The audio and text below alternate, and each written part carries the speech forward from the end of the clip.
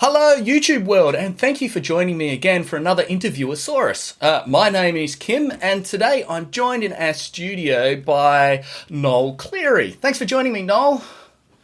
Thanks for having me, Kim. For everyone who's never met you before, you want to just give them a bit of an idea of who you are? Sure. I'm a director. I direct animated films and TV series. I also do storyboarding and animation. Oh, brilliant. Yeah, good gamut of things. Yeah. But of course, that's not where you actually started. You know, I know you've had quite a career of quite a lot of really cool projects. So let's go all the way back to before 1996, I think it was. What actually attracted you to get into animation? I always wanted to be an animator. Even when I was a kid, I used to draw a lot of animation stuff. My mum was really supportive about me wanting to be an artist. So I'd always kind of focused on wanting to be an artist. And I think even in high school, I just thought, I want to be an animator, but I don't know how to become an animator. And then I just saw in the newspaper one day, there was an advertisement for like internship positions at Disney. There was a 2D Disney studio in Sydney. And so I applied for that, and it took like a year and a half, I think, to get in. I had to go do a bunch of interviews. And luckily I got in. Actually, before I got into Disney, I spent a year working in a really small studio with like this one guy who was just doing commercials and basic editing for live action shows and some basic animation stuff. And when I did that, I realized like I really liked the animation part. And so when I got offered this internship at Disney, I took it. And at that time, they used to take I think it was they'd take 8 people for 6 months, and they'd basically teach you how to be an assistant. So by the end of the 6 months, you had you had a quota that you had to output, and if you couldn't really hit the quota, then you didn't really have a job. Oh, okay. Yeah. It was tough, but it taught you how to be fast. It taught you how to be efficient. Taught you how to draw well. So it was a really good system they had. Yeah, because that was like you're saying in 2D, you've got to be able to really replicate what other people are doing and have a clear style. So exactly, that was, I'm guessing, those sort of skills. You know, outside of drawing, did they actually show you the rest of the pipeline, like ink and paint and everything as well? Yeah, yeah. I mean, at that time when I first started, they still had ink and paint on cells. Yeah. So the very first job I ever did was they had these cards for this Aladdin direct-to-video show, and we had to punch holes in the cards for the stars to twinkle. And then when they shoot the scene, they run these cardboard underneath and shine lights through it, and it would make stars twinkle. It was great, but very low, kind of lo-fi, high-tech at the time. So that cool. that was your introduction. How long were you there? Because I know the Disney studio eventually moved out of Sydney. How long were you actually? I was there for 10 years. So when I first started, I was an in-between assistant. So basically you just draw all the drawings in between the main keys. Yep. And then often people would go to cleanup department next, but I went to animation next and just basically became like a junior animator for a little while and slowly worked my way through the animation department. And I was trained by a lot of really good people there. There was a lot of great artists. So being in that melting pot with all these great artists, you learn very quickly. And also the speed that we'd had to work at, that made you a good artist as well. Oh. So then from that, I moved into character lead. And then at the time, so I was doing character lead for a few films.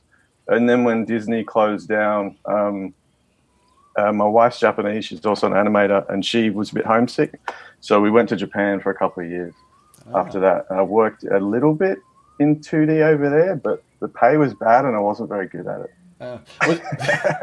Was that mostly because of then the adaptation of style? Because, the Japanese have a very different style to what we're doing here? Yeah. Exactly, yeah. So I would get the brief from them, and also you'd have to do your own layout. So basically they give you a storyboard, you draw your own layout, you do the shot, and they'd just pay you $50 per shot. Didn't matter if it was 1 second or 30 seconds, you only got paid $50. Oh, okay.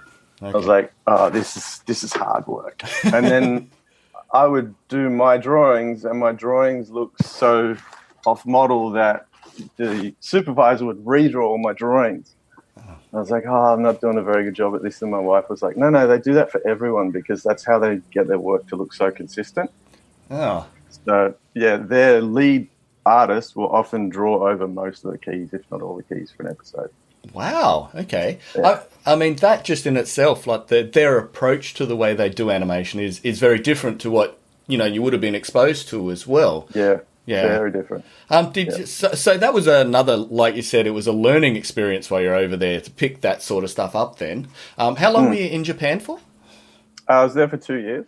Yeah. So while I was there, I was working in 2D for a little while. I did a little bit of English teaching because the money was a lot better than 2D animation. And then I worked in a games company that did games for Nintendo. And I can't remember what they're called, those little console games. Yep. Now it would be a Switch, but yeah, something like that. Yep. And they also did what's called pachinko games. Pachinko's like poker machines. Oh, yep.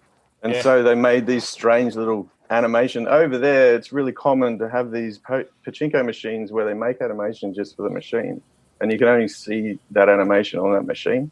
Oh. It's a bit strange, but yeah, but I mean, even when you go into casinos now, you go to some of the pokie machines or the slot machines, and you'll see a lot more of the animation in there. Actually, gets quite quite enveloping, and there's quite an industry especially as an artist to go, oh my god, you could do like 3D trains actually flying through the set to give you a win because it's so people they want people to sit there and be engrossed in what's going on, so you give them a bit of a story.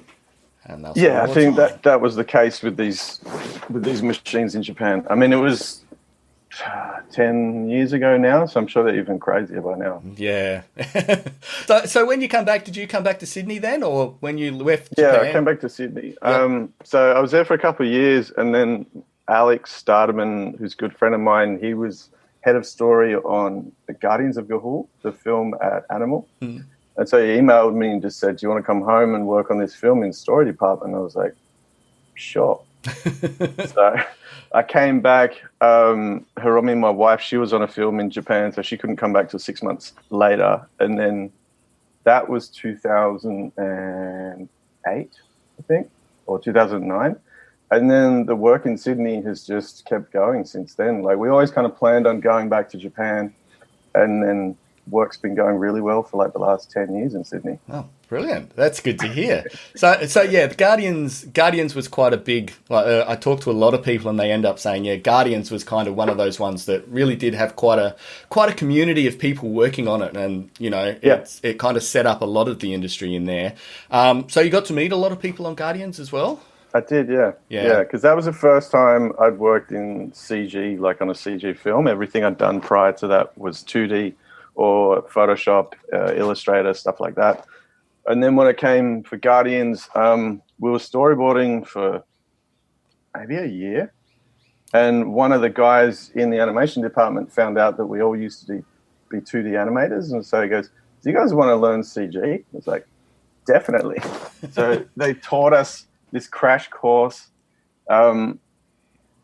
This awesome guy, Eric, he used to work at Disney Features. He taught us this crash course in how to use Maya. And at first it was pretty frustrating because as a 2D artist, you're always looking for silhouette. You're always looking for shape change and stuff like that. And you had to kind of get used to the idea that it's more like puppeteering. Yeah. And I kind of think once I got my head around that, then it was a lot easier and I guess a lot more satisfying, and you start to find what you enjoy more in CG is like the ability to refine your work and the ability to test things out with facial performance and stuff like that. Whereas in 2D, it's such a pain to have to refine your work because you've got to redraw it, So anytime you get retakes in 2D, you're like, oh, no. Whereas in CG, it's like, sure, I just put a key here, blow all this away and redo it. Yeah. Yeah, the iteration process within 3D is one of those things which does allow you to actually go, let's just try something a bit different. Let's just expand a little bit because it doesn't take a lot of effort or a lot of time. So I guess that goes then from Guardians. Did you hang around Animal Logic that long then after that, or? Yeah, I did. I was at Animal, I think 6 or 7 years. maybe 6 years. Yeah. So basically, on Guardians, we did story and we did animation, and then after that, we did a few like development projects for them, and then I think the next film was the dinosaur one. Oh, Walking with Dinosaurs. From memory, Walking with Dinosaurs. Yeah. Yeah. Oh, nice. Oh no, sorry. In between that, no. Yeah, that was next. That was Walking next. with Dinosaurs. Yep. Yeah. Yeah. And so on that one, we were doing story. Maybe for a year and a half again. Usually stories about a year and a half, depending on the budget of the film. Yeah. Oh, okay. Okay. Yeah, so the more budget, the more time you actually get to put into getting and developing a really good story.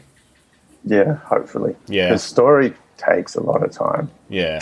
Yeah. You know, you got to get from the script, you've got to get the thing up on the screen and even just get a first pass. And when you get a first pass, you see some things work really well, other things aren't working as you expected. Yeah. And it's just a process of reworking it until you get something that's just as good as it can be in the time allowed. Yeah. So when you're actually starting off, like when you're going like that, you get a draft of the script. Do you get the final draft, or are you like getting a working draft that you know is going to be iterated upon on top of that as well? Depends on the project. Yeah. So sometimes you get a script which is maybe it's draft 2, and so you know there's going to be another draft coming, but they want to get moving.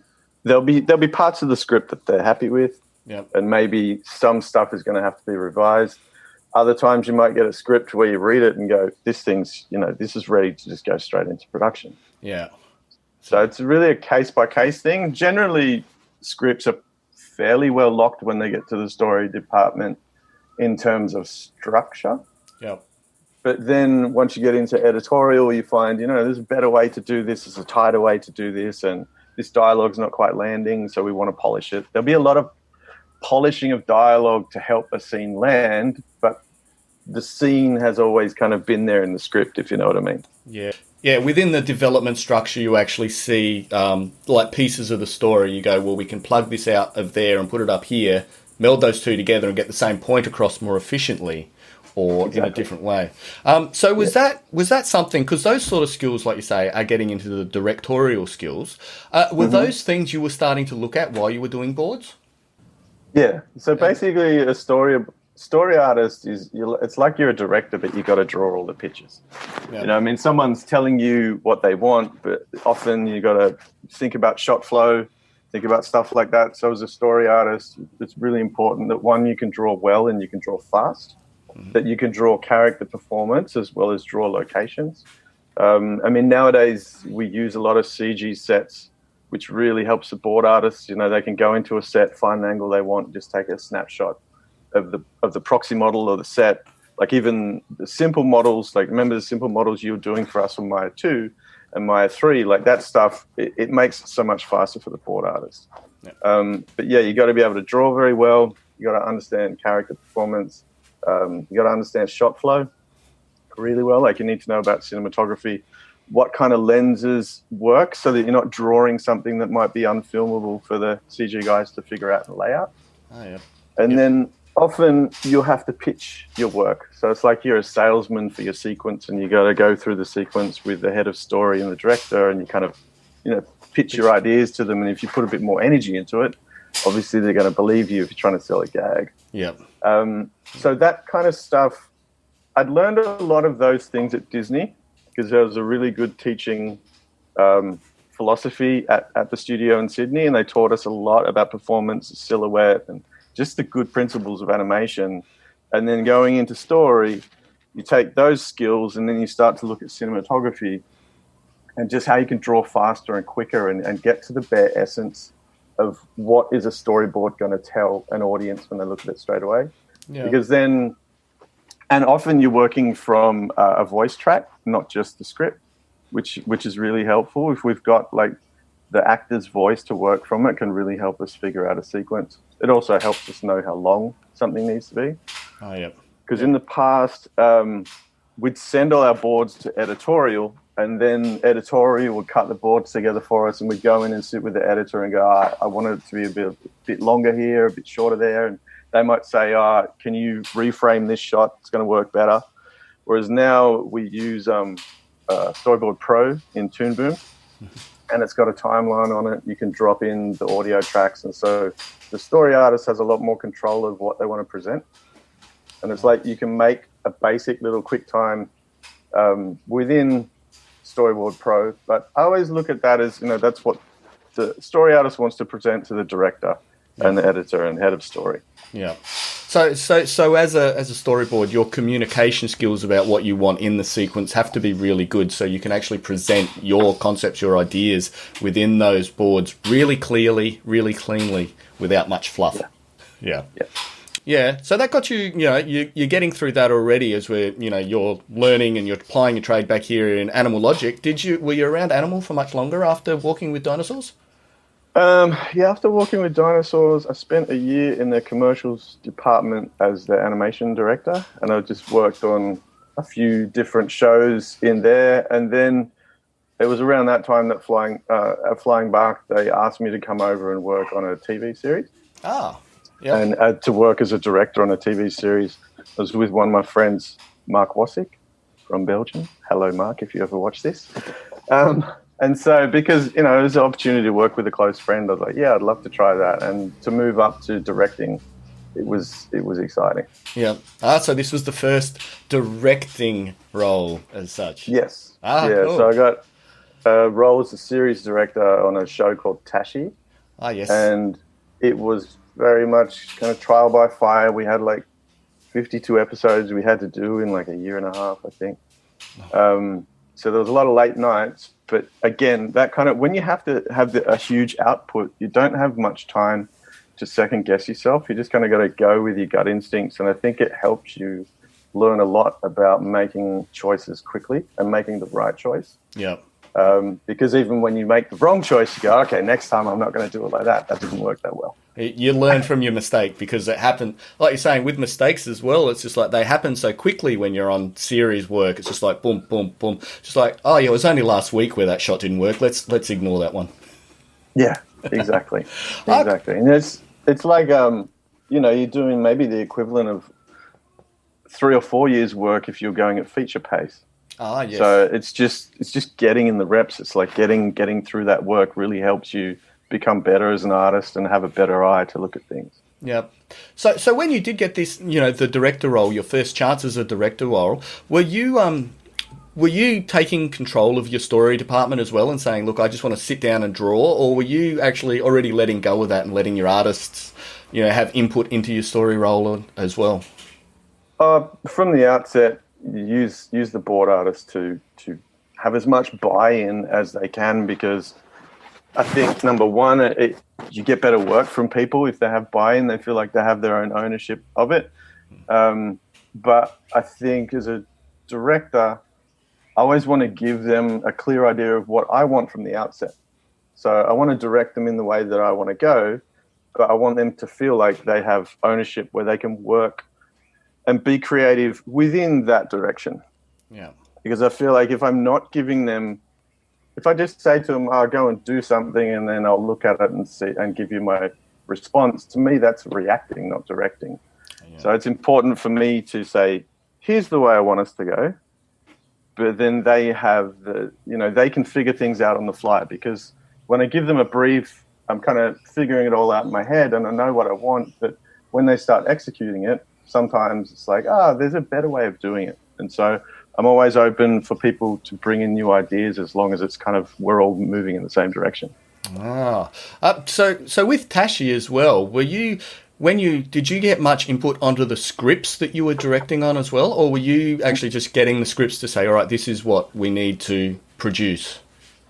No, again, because, the writers, they're under the same speed pressure that everyone else has. So you get a script, it would come in and you'd say, okay, this is a decent idea, but we can make this idea better. And so often we'd workshop the script once we get it from the writer and kind of build up some new ideas and rewrite some stuff. And so then you go and board that. And then when you get that into edit, you go through the same process again. So it's like, they're really, in live action, they say a film's made 3 times. And I think it's kind of the same for us. It's like, Yep. It's made when you write it, it's made when you shoot it, and then it's made in the edit again. And so when you get into edit, you find, wow, this sequence is way slower than I thought it was going to be. This one's not fast enough. This one's too fast. And so you work a lot with the editor to just get the pacing working. Yep. So we would do a lot of rewriting all the way up to the point where we got to go into layout, really. Oh. So we kind of treat story as a very malleable department because, you know, everyone can come in with ideas from a story team and work things up, and you just kind of try and work out to get as many good ideas on screen as possible. But then once we head into layout, because you're committing to, all right, this is the work that's got to go onto the floor, you kind of want to have your ideas set by that time. And certainly when it gets to animation, you want to know exactly what we're doing, and we don't want to change anything because it's so expensive. Yeah, when you start getting more hands on it, I guess, you know, when you get animation's only turning out, you know, 20 odd seconds a week, you really want them to be able to do their final stuff pretty quickly. So yeah. So how long did it take you to get through Tashi? I think the whole process is probably 2.5 years. But then, because you've got pre-production where you're trying to figure out the stories and the scripts, and then you've got production, which is, you know, storyboards, layout, animation, lighting, comp, render effects, that whole block. And then you've got post, and post is the music, sound effects, and just putting it all together. 2.5 years all up, Yeah. So Tashi was now the first time that you actually got to take control of that end process as well, that post-production with the, you know, the story and the sound effects and that. How was that taking that lot on then as a new role? That was great. Yeah? Yeah, that was great. I really enjoyed it. It's challenging because you're trying to explain, like, I'm not a musician, so you're trying to explain to someone how you want the music to play. So often I'd have reference music. We'd also have music. The editor will always put music in.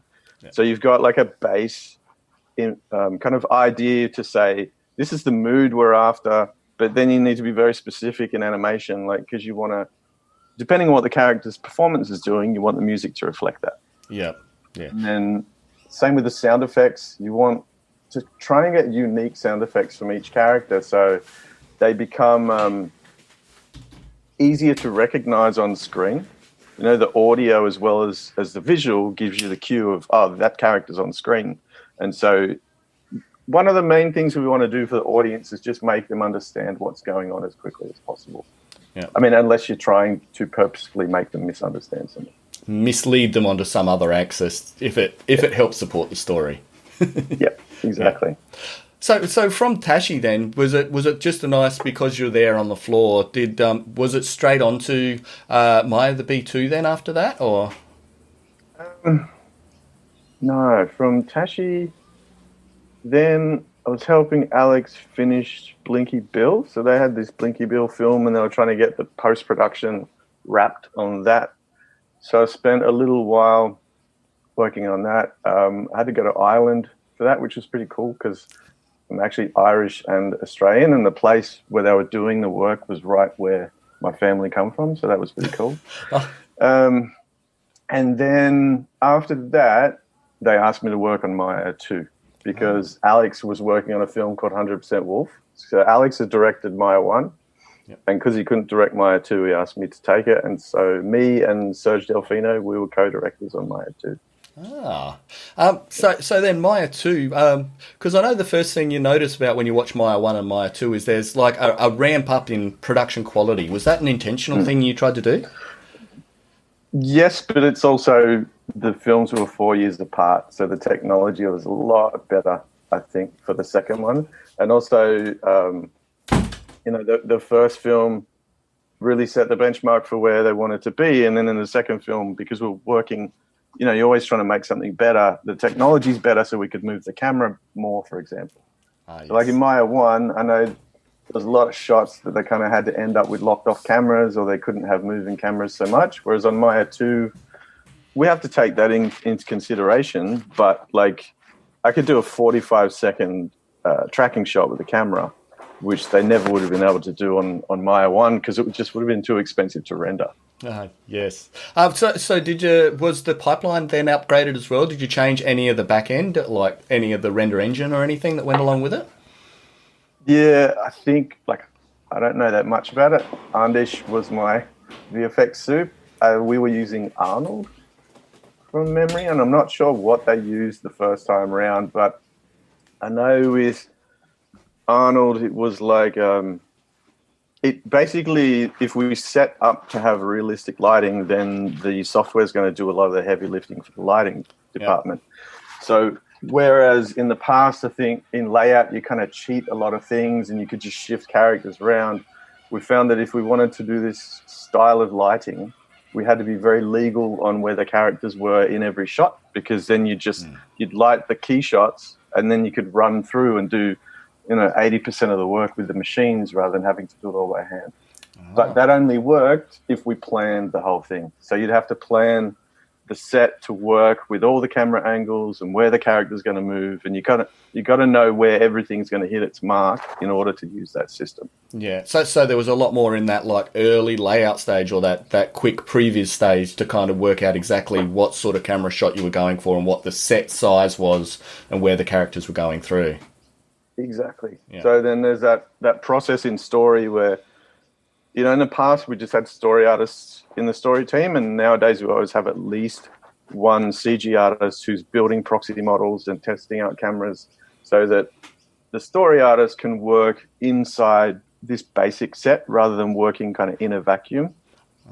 And that really helps us all to imagine, how big does this set need to be if we want to get this particular shot? Like if we're looking up a waterfall or if we're looking over a cliff, like we need to check these distances in that CG world, and then the board artists know kind of what world they're working in, and we find we get a much more efficient way of getting good cameras on a limited budget. Yeah, because that's always the other consideration is how much shots are going to cost. With sequences, if you had a limitless budget, you would definitely explore a lot more and actually make more grander sets to play in. More characters, because characters are always horrible and they take up a lot of time. But yeah, with a limitless, when you've actually got confinements, like you said, with a budget, you've got confinements about how many characters you can make, how big the sets can be. You can then go, well, this set doesn't need that much attention, but you can find spots in the sequence where you're like, we need to open this up because it's a grand spot. It's really where you put the work, so you can work out where you need it. Yeah. And we can even kind of, like, where the camera's going in that set, so even within that set, you just make this bit really pretty, and maybe this corner of the set, we never see it in sharp focus, so you can keep it quite simple. Yeah. Did Maya 3 then also come along with that, that learning guide or that approach as well? Yeah. Or did you try then, what areas did you try to up in Maya 3 then? Lighting, I'd say, would be the main thing for me, like, because I always felt comfortable with cameras because I came from story. Yeah. So when it comes to cameras, I know what I want. I know what's going to give me what I need, whereas I had to learn a lot about lighting. And on Maya 2, Andish taught me a lot about lighting, my VFX soup, because I didn't really understand, the basics of lighting, but the way it works in CG, I had a very limited vocabulary. Yeah, the best way to put it. And then so I knew on Maya 3, I really wanted to focus on using the lighting within the set to help make it look prettier and just make it look good. And I'd seen in live action how much practical lights are used on screen. And so I was working a lot with my production designer, Simon, about how we can get light sources onto screen and just make it look just kind of naturally lit. Like, you don't want to put them on and they're very obvious to the audience. And then working with my new VFX soup, Greg, on Maya 3, he was really good at figuring out how he could get interesting light sources into the set for me. So if I had a design, he's like, okay, if you want this shaft of light coming through a cave, for example, he's like, well, you got to build the cave in order for the light to get through. And they're kind of things that I didn't really know much about before I came onto that film. And now I feel a lot more comfortable using light as a storytelling tool, which I didn't before that film. Yeah.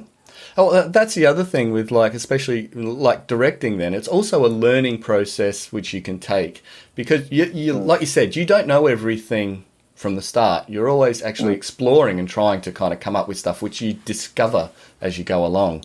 Because the other thing which I know from Maya 3 as well, being on the floor for a little bit, was like most of the models that you've started from, you know, taking back from number 2, you don't really get them into Maya 3 either, because then because you go to a new environment. They go. So you can use some, like when Maya, if she's in a set that she was in Maya 2, you've got things that you can reuse there. But also the audience, you know, if someone's going to pay for a movie ticket to come see a movie, they don't want to see something recycled. They want to see something new.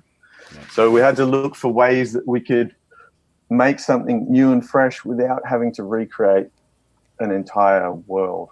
Yeah. Because we do have limited budgets that we work on at Flying Buck, but I like to think that we spend the money pretty efficiently. Yeah. And so I guess the next thing is Maya 3 actually hasn't been released yet. So here's a great chance to say why should everyone go see Maya 3? Why? Because it's a good film. It's entertaining. I'm really proud of what everyone's done on that film. Like, I think it looks great. It's funny. The performance is really well done. Like, every department brought their A game. So I was very happy about that. I'm not sure when it's coming out due to all the ups and downs with COVID at the moment, but I think it's coming out at the end of this year. So there you go. Everybody should just actually keep their eyes out for Maya the 3. This one is, what is Maya 3? This is the Golden Orb. That's right. So thank you very much, Noel, for actually sharing your journey right up to the next movie that's coming out. There is some real great nuggets of wisdom which you've got, so thank you very much. So everyone who's joined us, thank you so much for having a listen to us. Like we said, I'll leave a link to the trailer for Maya the 3 down in the description. Until the next time when we're chatting to someone new within the amazing Australian animation industry, I'll say bye-bye.